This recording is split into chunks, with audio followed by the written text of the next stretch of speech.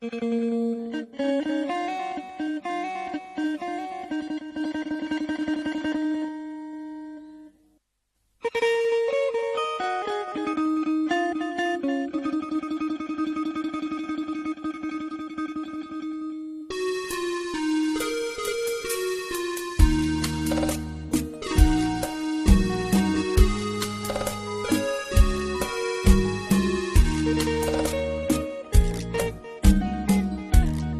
อนพรหมลิขิตชีวิตของ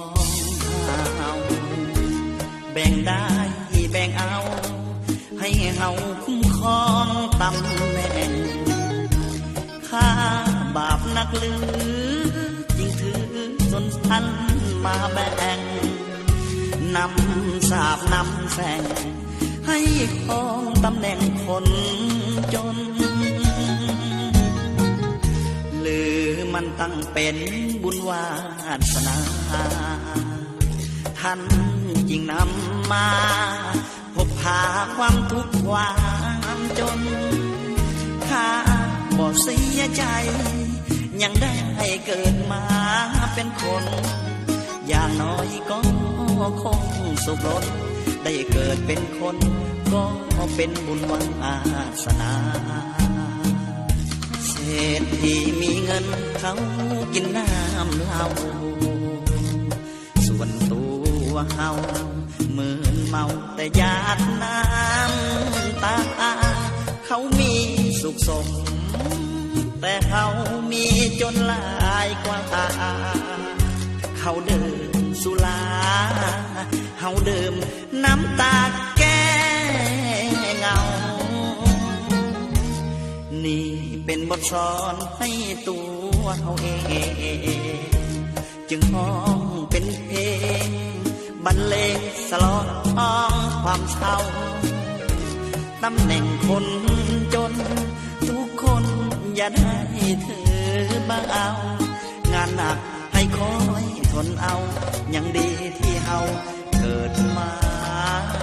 เป็นคน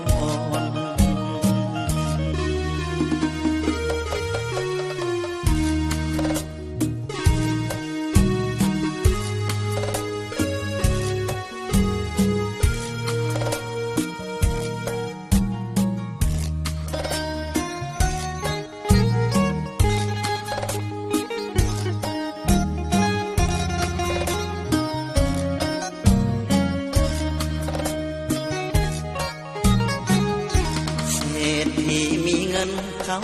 กินน้ำเหล้าส่วนตัวเฮาเหมือนเมาแต่หยาดน้ำตาเขามีสุขสมแต่เขามีจนหลายกว่าเขาเดิมสุราเฮาเดิมน้ำตาแก้เงานี่เป็นบทสอนให้ตัวเฮาเองจึงห้องเป็นเพลงบรรเลงสลองความเศร้าตำแหน่งคนจนทุกคนอย่าได้ถือบ้าเอางานหนักให้คอยทนเอายังดีที่เฮาเกิดมา